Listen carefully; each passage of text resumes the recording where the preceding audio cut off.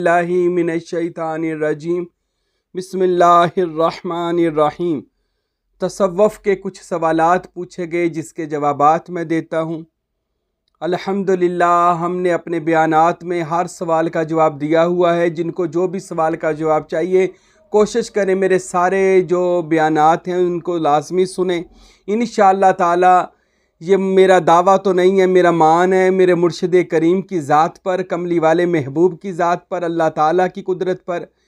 ہمارے بیانات سننے والا بندہ فرقوں میں نہیں پڑے گا۔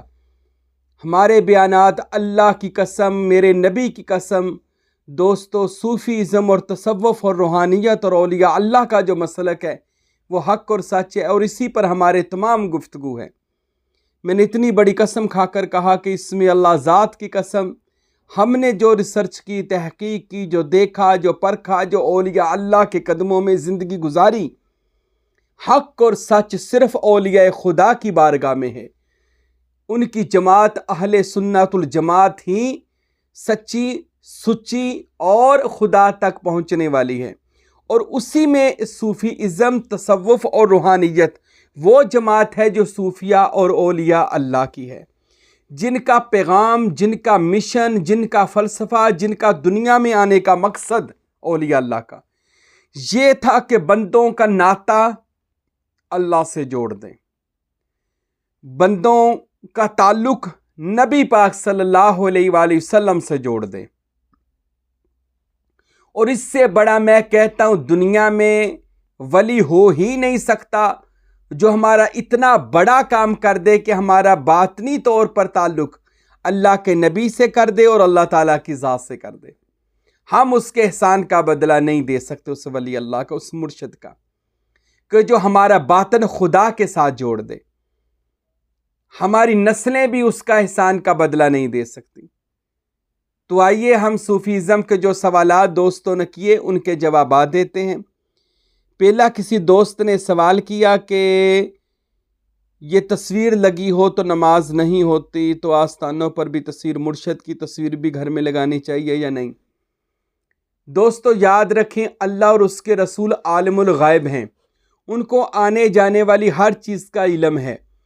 حضور پاک علیہ الصلاۃ والسلام کو یہ بھی علم تھا کہ میرے دربار پر آنے کے لیے، مدینہ اور مکہ آنے کے لیے شناختی کارڈ پر بھی فوٹو، ملک میں رہنے کے لیے شناختی کارڈ پر فوٹو، سعودی عرب آنے کے لیے پاسپورٹ پر تصویر، بلکہ پورا بندہ ہی وہاں پر وہ سکین کرتے ہیں، ٹھیک ہے؟ تو یہ تصویر مکہ اور مدینہ جانے کے لیے بھی آنے والے وقت میں حضور علیہ السلام جانتے تھے لگنی ہے۔ تو یہ تصویر کے بارے میں یہ کہنا کہ یہ بالکل حرام ہے، یہ غلط بات ہے۔ تصویر وہ حرام ہے، اب میں بتاتا ہوں حدیث۔ میرے نبی خانہ کعبہ شریف کے جب اندر کے فتح مکہ کرنے کے بعد خانہ کعبہ کے اندر تصویریں بتوں کی بنائی ہوئی تھیں۔ میرے نبی نے فرمایا علی ان کے اوپر پانی بہا دو، علی ان کے اوپر پانی بہا دو، علی ان کے اوپر پانی بہا دو۔ یہ جس گھر میں تصویریں ہوں گی رحمت کے فرشتے نہیں آئیں گے۔ یہ تصویریں جس گھر میں ہوں گی، گندی پلیت بتوں کی تصویریں جس گھر میں ہوں گی رحمت کے فرشتے نہیں آئیں گے۔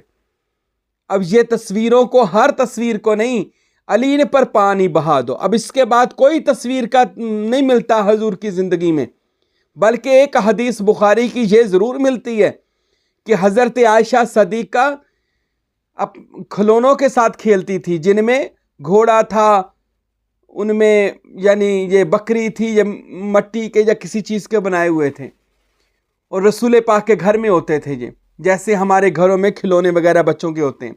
حضرت عائشہ وہ مٹی کا یا جس چیز کا بنا تھا کھلونا اس کو ہوا میں اڑا رہی تھی۔ تو رسالت آپ صلی اللہ علیہ وسلم نے دیکھا تو فرمایا عائشہ یہ کیا کر رہی ہو؟ تو حضرت عائشہ نے کہا یا رسول اللہ یہ سلیمان نبی کا گھوڑا ہے، ہوا میں اڑ رہا ہے، سلیمان کا گھوڑا ہے، ہوا میں اڑ رہا ہے۔ تو میرے نبی مسکرا پڑے۔ حضرت اگر بت حرام تھے، ہر بت حرام تھا، ہر تصویر حرام تھی، تو اللہ کے نبی حضرت عائشہ سے وہ بت لے کر باہر پھینک دیتے۔ ایسی بات ہرگز نہیں ہے۔ حضور کو پتا تھا تصویر کی ضرورت ہے۔ آج پورا جتنے کاروبار ہیں یہ تصویر یعنی موبائل پر چل رہے ہیں، ٹیلی ویژن پر چل رہے ہیں، سکرین پر چل رہے ہیں، اور یہ تصویریں نہیں حرام۔ آپ اپنے مرشد کی لگا سکتے ہیں، اپنے بڑوں کی لگا سکتے ہیں، لیکن کم, بہت زیادہ بھی نہیں. لگا سکتے ہیں, اس میں کوئی حرج نہیں ہے. نماز نہیں ہوتی, نماز کیوں نہیں ہوتی؟ انما الاعمال بالنیات, نماز کا, اعمال کا دار و مدار تو نیتوں پر ہے. ہم تصویر کو خود سجدہ کون کر رہا ہے؟ سجدہ تو اللہ کی ذات کو ہے. تصویر لگی ہے تو لگی رہنے دے. وہ ایک بندہ مجھے کہتا جی تصویر بالکل ہی حرام ہے جی. میں کہا قائد اعظم دی فوٹو جیب چ پائی پھردا, نوٹاں لی جننے تو نوٹ جیب چ پائے نے کڈ پھر باہر رکھے تھے. وہ کہندا جی نہیں جی نہیں, وہ تو نوٹ ہے. اچھا وہ نوٹ ہے تو جائز ہے. وہ جی رحمت کا فرشتہ نہیں آتا. میں کہا پھر کسی بندے کے پاس نہیں آتا, ہر بندے کے پاس قائد اعظم کی تصویر موجود ہے, تو پھر کسی کے پاس رحمت کا فرشتہ نہیں آتا. پھر تو وہ پاکستان بلکہ کسی ملک میں بھی نہیں اترتا ہوگا, کیونکہ جس ملک میں اترو سیاستدانوں کی تصویریں لگی ہوتی ہیں. چوکوں میں چلے جائیں تو سیاستدانوں کی تصویریں, ان کے وقت کے صدر اور وزیروں کی تصویریں لگی ہوتی ہیں. پھر رحمت کا فرشتہ تو بڑھے گا ہی نہیں, وہ تو آئے گا ہی نہیں, پوری دنیا میں نہیں آئے گا کہیں, کیونکہ ہر طرف تو یہ موبائل کا دور ہے, سوشل میڈیا کا دور ہے, تصویریں بنانے کا دور ہے. تو میرے دوستوں, میرے بھائیوں, ہر تصویر حرام نہیں ہے. جن تصویروں کو حرام کہا گیا تھا وہ تصویریں غیر خدا کی تھیں, وہ بتوں کی تھی, وہ پلیت تصویریں تھیں. ہر تصویر حرام نہیں ہے. آپ اپنی بھی لگا سکتے ہیں, بڑوں کی اور اللہ کے ولی کی بھی تصویر. سوال کیا گیا جی حضرت امام احمد رضا خان بریلوی نے, وہ ایک شعر ہے کہ وہ آسمان پر تھا خدا بن کر, زمین پر آیا مصطفیٰ بن کر, تو یہ شرک نہیں ہو گیا؟ حضرت امام احمد رضا خان بریلوی رحمۃ اللہ علیہ کے بارے میں سن لیں. پہلے میں آپ کو بتا دوں کہ عالم دین بھی تھے, شریعت کے بڑے پابند تھے, حافظ قرآن بھی تھے, عالم قرآن بھی تھے, قاری قرآن بھی تھے, ولی اللہ بھی تھے, عاشق رسول بھی تھے, ایک محدث اعظم بھی تھے, قرآن کا ترجمہ لکھنے والے شیخ القرآن بھی تھے, حدیثوں پر عبور حاصل تھا, فتاوے لکھنے والے مفتی بھی تھے, آپ ولی کامل بھی تھے. یاد رکھیں, اتنا بڑا عالم دین اور شریعت کا پابند اور ولی کامل, اگر کوئی پہلے تو ایسا شعر لکھتا نہیں ہے, اگر اس نے ایسا شعر لکھا ہے تو کئی دفعہ محبت رسول بندے پر غالب آ جاتی ہے, عشق رسول غالب آ جاتا ہے, اور بندہ ایسی بات لکھ دیتا ہے جو عام زاری دنیا والوں کو سمجھ نہیں آتی. اس پر کوئی حد نہیں لگتی. اگر اس نے محبت میں, اپنے عشق میں کوئی ایسی بات لکھ دی, شعر لکھ دیا, آپ اس پر کوئی بھی حد بندی نہیں کر سکتے. اچھا, حضرت امام احمد رضا خان بریلوی رحمۃ اللہ علیہ نے شعر لکھا, اس کا یہ بھی تو مطلب ہے کہ اللہ نور ہے آسمانوں پر, اس نے اپنے نور سے محمد مصطفیٰ کو زمین پر بھیج دیا, تو اس کے نور سے ہی بنے.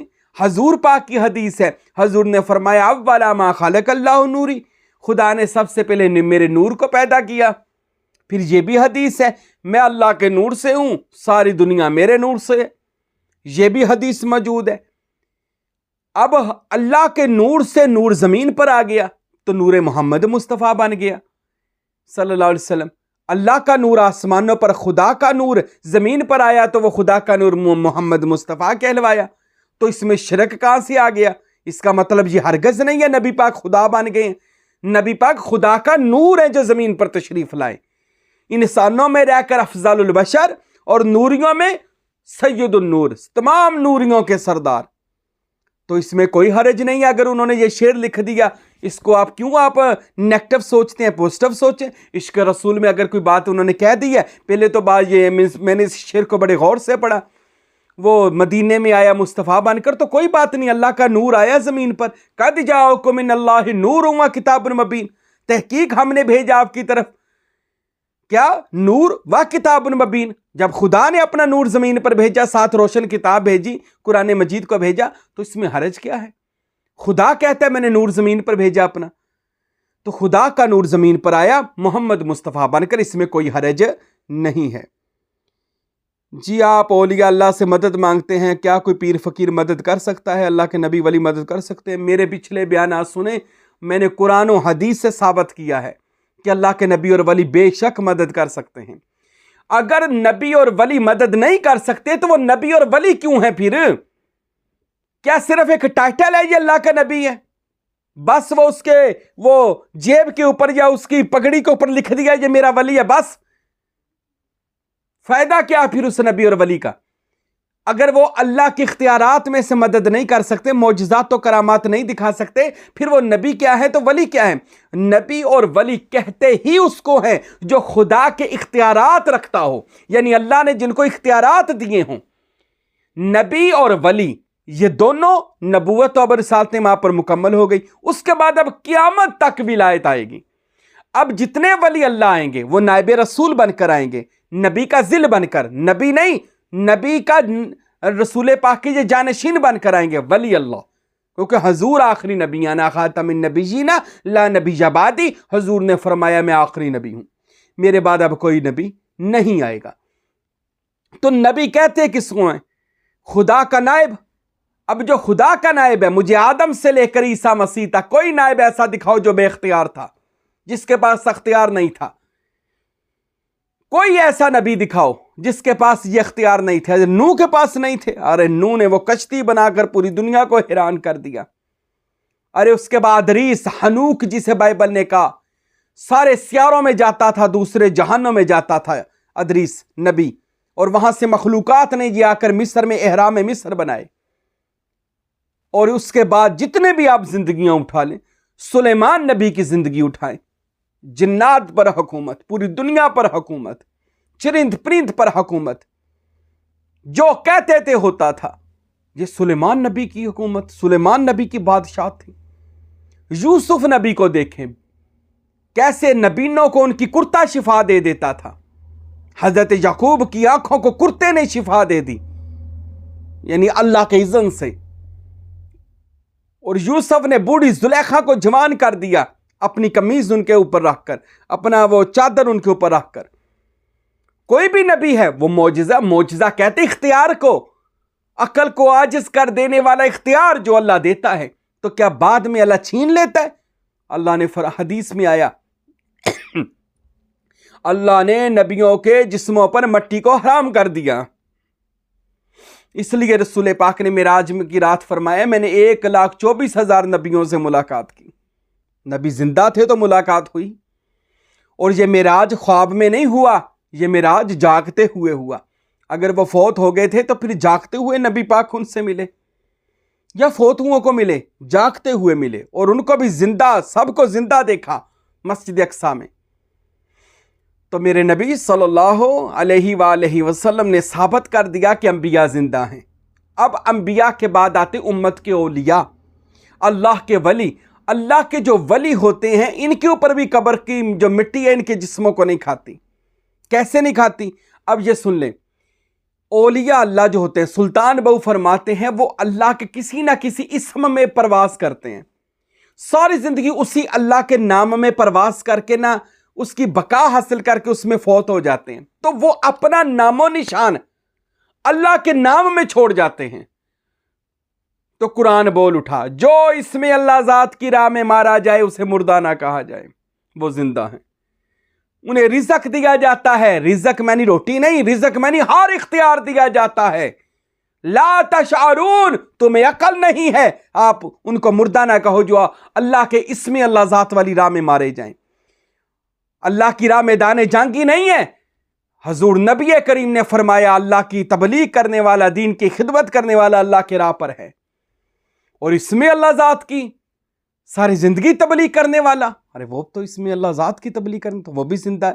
تو زندہ ہیں وہ، جیسے زندگی میں وہ مدد کرتے تھے، حضرت عیسیٰ علیہ السلام کوڑیوں کو شفا دیتے تھے، نبینوں کو شفا دیتے، آج بھی دیتے ہیں لوگوں کو الحمدللہ۔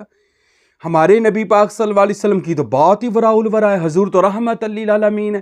یہ کائنات میں جتنی کائناتیں اب اس کے آگے بھی چلنی ہیں، نبی پاک سب میں رحمت بن کر پھر رہے ہیں۔ اس وقت بھی اور سیاروں میں نبی پاک صلی اللہ علیہ وسلم رحمت بن کر پھر رہے ہیں، وہ آج بھی زندہ ہیں۔ حضور آج باقی سیاروں میں، کائناتوں میں حضور لوگوں کو فیض دے رہے ہیں۔ جب ان کو کوئی ادھر بھی پکارتا ہے نبی ادھر بھی فوراً آ جاتے ہیں۔ ان کو یہ اختیار ہے، وہ رحمت للعالمین ہے، جہاں تک عالم ہے وہاں تک حضور ہے، تو حضور ہر جگہ پر ہیں۔ اور ہم نے آپ کو بھیجا رحمت بنا کر۔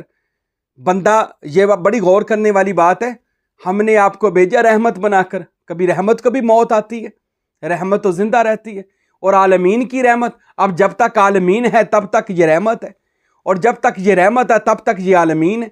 تو حضور زندہ و جاوید ہے، آج بھی لوگوں کی مدد کر رہے ہیں، اور ان کے بعد ان کے نائب اولیاء اللہ ہیں. اولیاء اللہ کا بھی وہی خاصہ ہے کیونکہ وہ اس میں اللہ ذات میں رہتے ہیں، اللہ کے نام میں رہتے ہیں، تو وہ اللہ کے اختیارات اللہ ان کو عطا فرما دیتا ہے.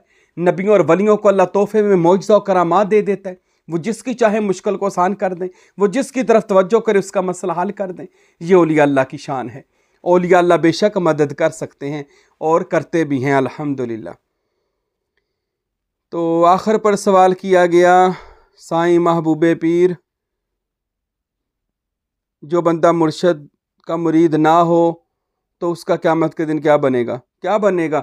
حضور نبی کریم صلی اللہ علیہ وسلم کی بخاری اور مسلم کی حدیث ہے کہ جو کسی کی بیعت ہوئے بغیر مر گیا جاہلیت کی موت مرا. اب وہ بیعت ہونا ضروری ہے، نہیں بیعت ہوا تو جاہلیت کی موت مر رہا ہے. تو ہم کیا کر سکتے ہیں؟ قیامت والے دن وہ جاہلیت کی موت مرا، وہ جہلوں میں اٹھے گا قیامت والے دن. اور یہ حضرت امام جعفر صادق کی بھی حدیث ہے. امام نے فرمایا قیامت والے دن ہر بندہ اپنے امام کے ساتھ، مرشد کے ساتھ اللہ کی بارگاہ میں جائے گا. تو جب مرشد کے ساتھ اللہ کی بارگاہ میں جائے گا، جس کا مرشد ہوا ہی نہ تو وہ آوارہ ہے. اور آوارہ کا کون ہے؟ کوئی بھی نہیں. نبی پاک نے جب حکم دیا اس طریقے سے آؤ تو اس طریقے سے جاؤ. بیعت ہونا ضروری ہے. کسی کامل ولی اللہ کے بیعت ہو جاؤ تاکہ تم کو اللہ تک پہنچا دے. اللہ تعالیٰ سے دعا ہے خداوند اکبر ہم سب کو عمل کرنے کی بھی توفیق عطا فرمائے. ہمارے سارے بیانات سنا کریں، آپ کا عقیدہ بالکل ٹھیک ہو جائے گا انشاءاللہ. اللہ عمل کرنے کی توفیق دے. وما علینا الا البلاغ المبین.